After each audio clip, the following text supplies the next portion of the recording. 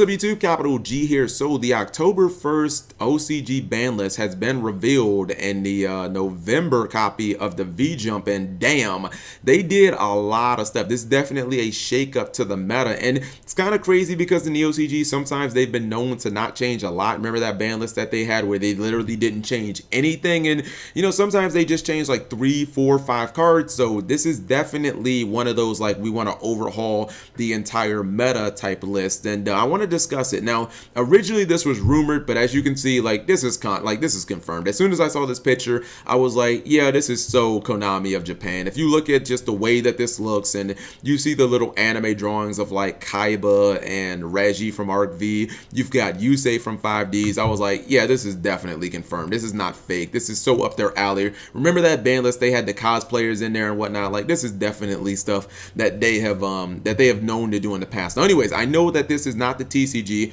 We probably won't be getting a new list until February after Pendulum Domination comes out, but it's still something that we can discuss and talk about, because sometimes you can look at the OCG and you can pick up of cards, or you can pick up on cards that might get hit in the future, or we can just look and, you know, kind of speculate as to what might happen on our next ban list. All right, so let's go ahead and jump into it. Now, I have already looked over this. We looked over this on my stream and kind of discussed it in detail.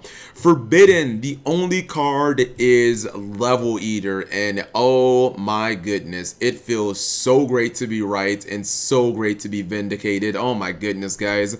So if you guys don't know, about maybe a week ago, I made this video called is Level Eater broken? And my god, I got fucking hammered and roasted by the entire Yu-Gi-Oh fucking community. I mean, you even got Asian Eyes here who doesn't like, he's not even subscribed to me, so I don't even know why he commented in my video, and this is the real one. Like, this is his channel and everything.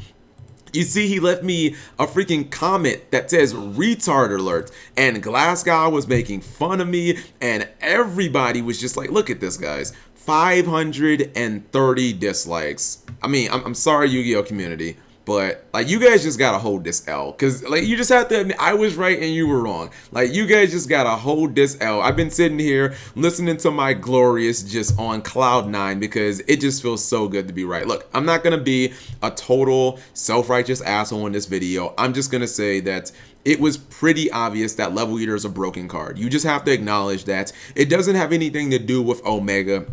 It actually has a lot more to do with TG Hyper Librarian, because people seem to have this tunnel vision of triple Omega is broken. Like, okay, we get that. That's cool. Like, but Level Eater is still broken and useful without Omega. Like, I can show you replay after replay of someone summoning like 7 Quasar Dragons with just using Omega over and over. That's a little bit of a hyperbole, but you can summon 5 of them using Level Eater. And, you know, we watched some videos on my stream and we literally counted people summoning Level Eater 15 times in a turn. Like, what monster in Yu-Gi-Oh can you summon 15 times in a turn? That doesn't even sound right. And it doesn't have a cost. It's not once per turn. It doesn't get banished. It allows you to synchro up multiple times in a turn. And when I say multiple, I'm talking like 5, 6, 7 times in a turn. Like, it's not a healthy card. And I just kind of saw that before everybody else did. I mean, this is no different than when I called Lavava Chain. This is no different than when I said Karen was broken. People were like, I was dumb then. People said I'm dumb about Level Eater. Like, I know what I'm talking about. Like, these are not troll videos. If you guys, like, if people would have actually watched this video instead of just reading the title, like, it was a 12-minute video. I mean, I wasn't sitting there just farting for 12 minutes. Like, I made points that I thought were legitimate. If you didn't agree with them, that's fine. But just to be like, oh, Cap, you're dumb. Like, I can't wait for Goblin Eater is broken to come out. Like, okay, that's fine. Just know this. Like, Yu-Gi-Oh community, you guys gotta hold this L. Even if you dislike the video, like, I'm sorry, that doesn't change the fact that, like, Level Eater got banned right after I made my video. Maybe Konami watches my video. That's also a possibility. Alright, so limited. Cyberstein, Magician of Faith, Magispector Karen, Psyframe Lord Omega. I'm going to start from the top here, and we'll talk about Omega as the last card. This is the weirdest limit I think I've ever seen in the history of Yu-Gi-Oh! Because Cyberstein going to 1 is so strange. I can never remember a time where a card was at 3, then got banned, then went to 3, and then got limited. Like, what? like either a card's broken or it's like, I guess it could be broken at different times, but I never remember that happening. That would be like if Konami decided they were going to relimit Breaker the Magical Warrior. You'd be like, wait, where the fuck did that come from? I mean, granted, Cyberstein's still a crazy card with like a ceiling that is super high, but it does have a huge risk. I don't think Cyberstein should be at 3.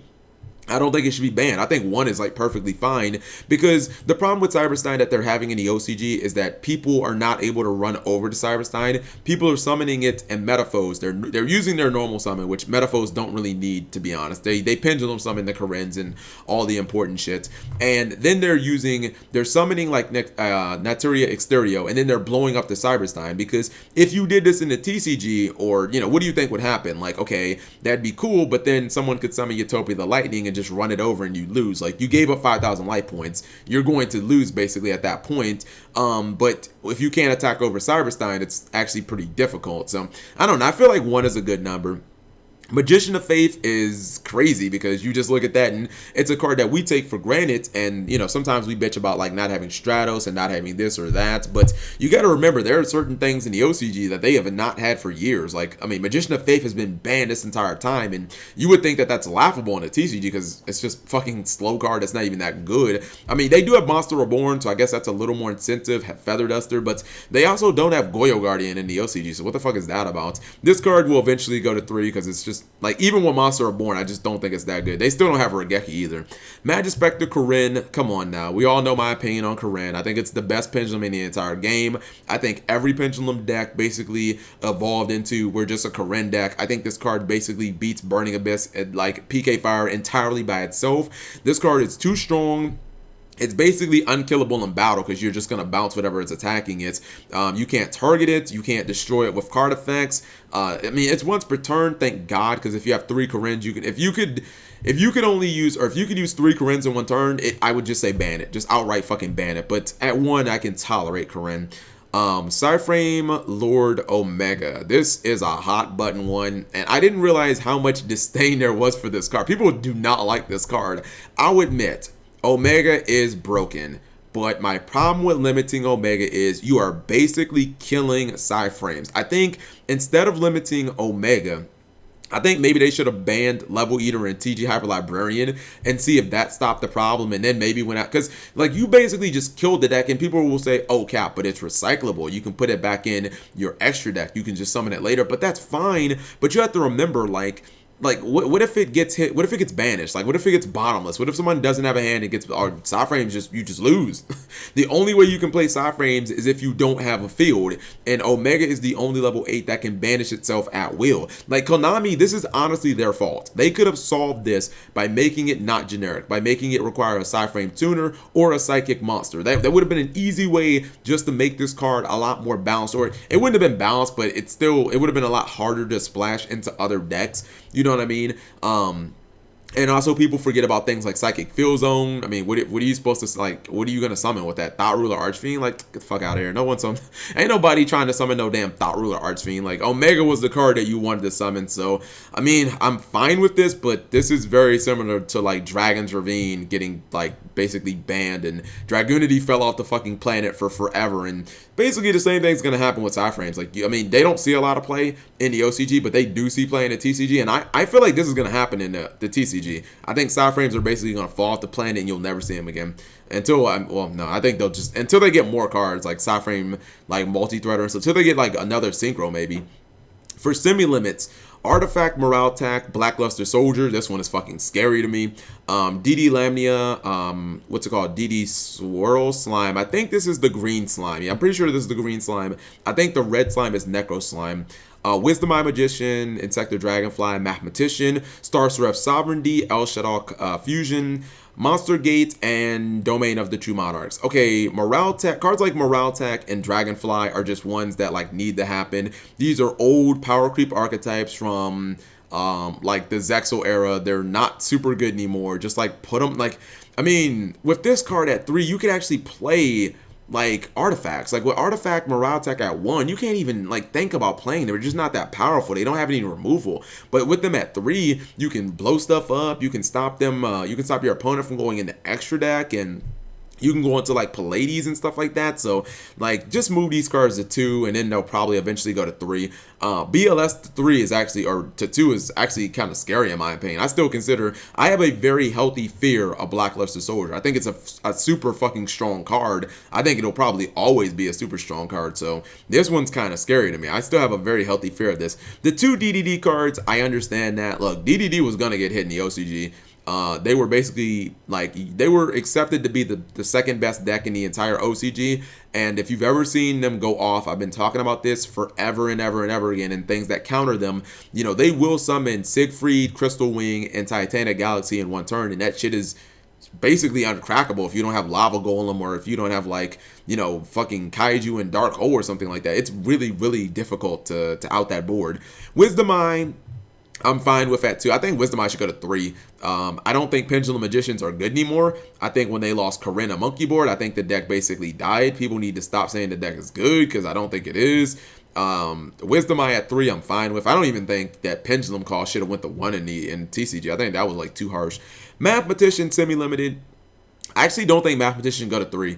Like, I'm fine with it at 2 or 1, but it is a mini Foolish Burial that like when it dies by battle, it replaces itself. So I think it's a little like too good to be at 3, honestly. I know a lot of what got it limited was like Shadows, and being able to normal summon Mathematician, Sinfilis, and just Black Rose the field was kind of powerful. Basically, it was a 1-card Black Rose that just, you know, requires your normal summon. I think that card is, or that play was like pretty strong. Yeah, I think I'm fine with 1 or 2, but not 3. Star Seraph Sovereignty. This is another card we take for granted. People have said that Star Seraphs have been power creep. No, they haven't. Like, when you open with Stick Chair, it's still fucking, like, very explosive. And you get to draw, like, 3 cards and blow up, like, 2 cards on your opponent's side of the field. Or get to, like, blow up a card and take a card out of their hand. Like, it's really strong. I don't think they should be hitting the TCG. I think there's a chance that they will go. I know in like Japan they have like a fear of the Star Seraphs, because they got, when they first came out, they were like some tier 0 type shit basically, and a lot of people played Star Seraph dolls, and it was like a fucking tier 0 deck. So I think they have a lot of fear for the Star Seraphs. El Shadow Fusion. Nothing Shadow should be limited. You basically killed the boss monster. You chopped the head off the snake. Anything being hit in Shadow outside of Construct is just cruel and unusual punishment. You're basically just making the deck unplayable. Monster Gate is like whatever, because I mean, Infernoids just, like, they're not that good. So, you know what I mean? I don't think any, like, I can't really think of what else you're playing Monster Gate in, to be honest. That's really relevant. And then Domain at 2. I think at one point I wanted Domain Limited. I think actually Drew, Design Enigma, talked me into Domain should not be hit, because it's really Monarch's only way of defending themselves. Monarchs really can't play a lot of traps. It's just not the way that the deck functions very well. And Prime is, like, your only other defensive card. So, I mean, outside of running hand traps, like, you pretty much need Domain. Like, I'm cool with hitting Stormforth. I'm cool with hitting like Pantheism. Pantheism, one of the worst design cards ever. But like, leave Domain. Like, let Domain be. Domain should honestly go to 3. And then for the unlimits, Cleafort Scout, Sangan, Thousand Eyes Restrict, Charger Light Brigade, Gateway of the Six, Sinister Shadow Games, and Wall of Revealing Light. All right, so you got some cards on here that don't matter at all, like Thousand Eyes Restrict. We see it in the TCG, don't matter. Wall of Revealing Light, don't matter. Sinister Shadow Games. Again, Wire Shadows hit at all. You basically killed the deck. Here's some cards that are kind of crazy to me. Gateway of the Six at 3 and Cleafort Scout at 3. In the OCG, they have 3 skill drains and they have 3 scout and they still have towers. That is a scary combination, because if you gave that to the TCG, that would be a tier 1 deck. Like, I feel very confident if Cleafort had 3 scout and 3 skill drain, even without towers, I don't even care about that. If you had 3 scout and 3 skill drain, that's a tier 1 deck, man. Like, that's just a really good, even with 1 sacrifice, that's a tier 1 deck. So I'd be a little scared of this.